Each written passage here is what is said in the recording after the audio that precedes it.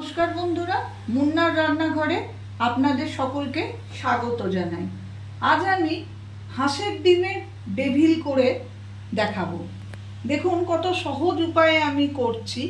হাঁসের ডিমের ডেভিল করতে আমার যেটা লাগছে, হাঁসের ডিম অবশ্যই লাগছে। আমি দুটো হাঁসের ডিম ভালো করে সেদ্ধ করে হাফ করে কেটে রেখেছি।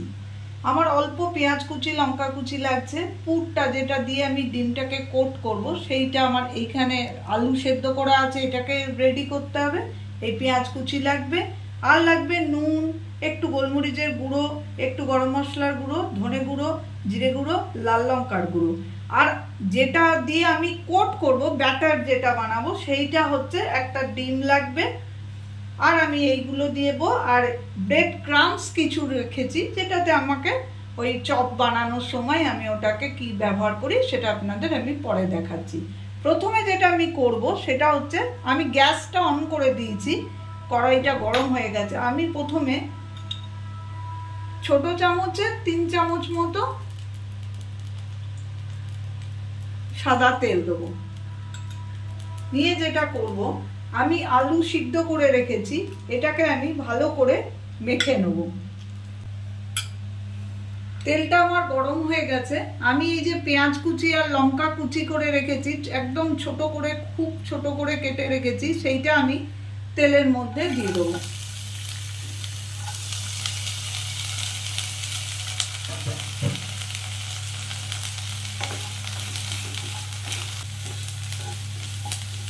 দেখুন বন্ধুরা, মিনিট 2-3 ধরে বাড়িয়ে ওভেনটা আমার বাড়ানোই আছে।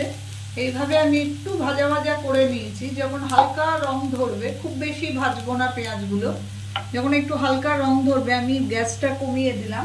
আমি এর মধ্যে দেবো নুন, কারণ আমার আলু সেদ্ধ পরিমাণ অনুযায়ী আমি নুন দেবো, আপনারা আপনাদের মতো পরিমাণ মতো নুন দেবেন। নুন দেওয়ার পর আমি যেটা করব সেটা, আমি এই যে আলুটাকে মেখে রেখেছি, এইটাকে আমি এর মধ্যে দিয়ে দেবো।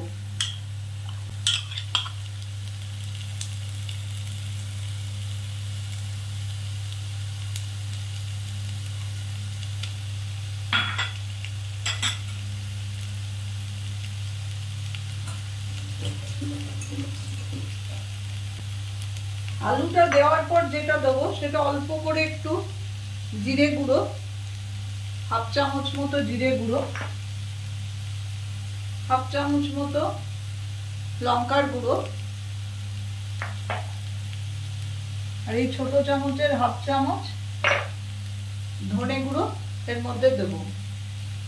আর যেটা দেবো শেষে একটুখানি গরম মশলা। আগে এটাকে ভালো করে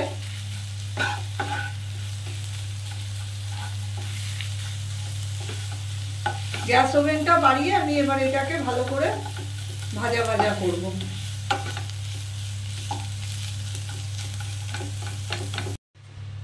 দেখুন বন্ধুরা, আমি এইভাবে পুরটাকে নাড়াচাড়া করে একটু ভাজা ভাজা করে নিলাম। এবারে আমি এই পুরটাকে এই বাটিটার মধ্যে ঢেলে রাখবো।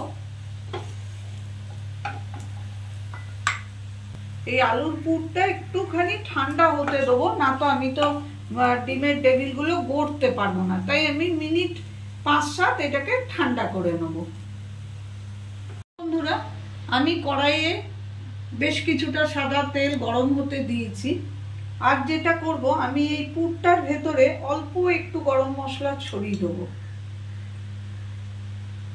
নিয়ে এটাকে ভালো করে একটু মেখে নেব। এতে গরম মশলার গন্ধটা আরো সুন্দর থাকে। এবারে আমি ডিমের ডেভিলগুলো গড়বো। গড়ার জন্য আমি প্রথমে একটুখানি আলু নেব, নিয়ে হাতের চেটোতে এইভাবে, একটু বেশি লাগবে, এইভাবে করে আমি ডিমটাকে উল্টো করে এর মধ্যে দেবো। দিয়ে আমি ওপর দিক থেকেও আবার একটু আলুকে নিয়ে এরকম ভাবে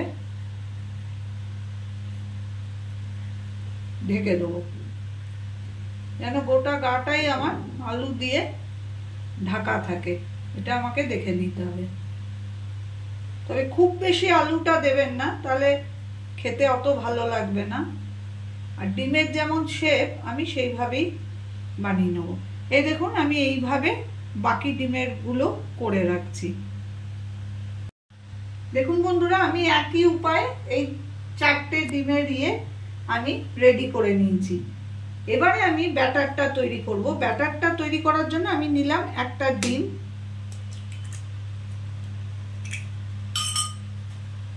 এর মধ্যে দেবো একটু নুন, আর এই যে গোলমরিচ গুঁড়ো রেখেছি এটা একটু দেবো, আর একটুখানি অল্প একটুখানি দেবো লঙ্কার গুঁড়ো। আর যেটা দেব সেটা দেব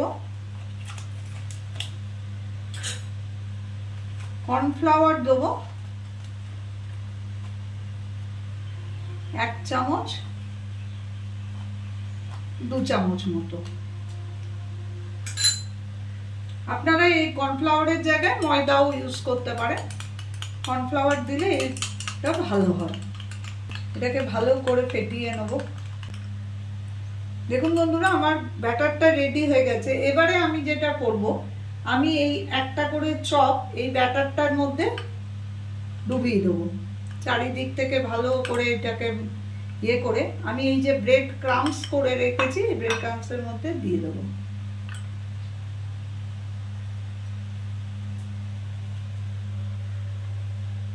ভালো করে এটা কোট করবেন, নাহলে ভেঙে যাওয়ার চান্স থাকে। আরেকবার আমি এটাকে ডোবাবো,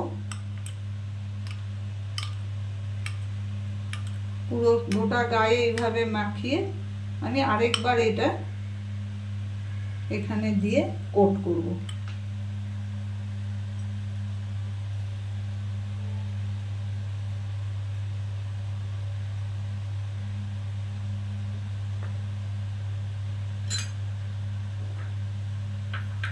এইভাবে আমি সমস্ত চপগুলোকে ডিমের ডেভিলগুলোকে রেডি করে নিচ্ছি।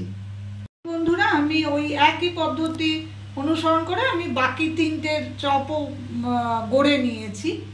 এবারে যেটা আমি বলবো সেটা হচ্ছে এইভাবে যদি আপনারা একটা এয়ারটাইট কোটোর মধ্যে রেখে দেন তাহলে 2 থেকে 3 দিন এটা সুন্দর থেকে যায়, যখন মন চাইবে তখন ভেজে খেতে পারবেন।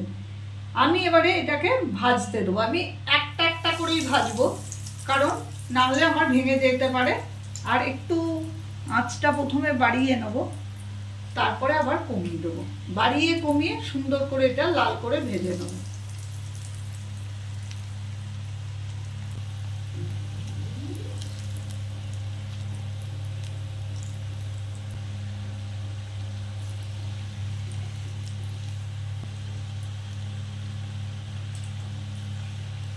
দেখুন বন্ধুরা, আমি মিনিট 2 ধরে উল্টে পাল্টে সুন্দর করে চারিদিকটা একদম তেলের দিকে দিয়ে সুন্দর করে লাল করে ভেজে নিয়েছি। এইভাবে আমি বাকি সমস্ত চপগুলো ভেজে নিচ্ছি। দেখুন বন্ধুরা, তৈরি হয়ে গেল আমার ডিমের ডেভিল।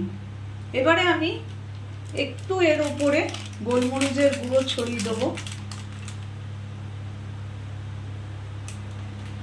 একটুখানি নুন ছড়িয়ে দেবো, পেঁয়াজ কুচি আর সস দিয়ে আমি পরিবেশন করে দেবো। অন্য যে কোনো মুরগির ডিমেরও ডেভিল হয়, কিন্তু তার থেকে অনেক ভালো, অনেক টেস্টি হয় এই হাঁসের ডিমের ডেভিল। এটা ঘরে একবার করে দেখবেন, খুব ভালো খেতে হয়। আর যদি আমার রেসিপিটা আপনাদের ভালো লেগে থাকে তো প্লিজ আমার চ্যানেলটাকে সাবস্ক্রাইব করে দেবেন, লাইক করবেন এবং কমেন্ট করে যাবেন। আমি আবার হাজিরা দেবো অন্য কোনো দিন অন্য কোনো রেসিপি নিয়ে।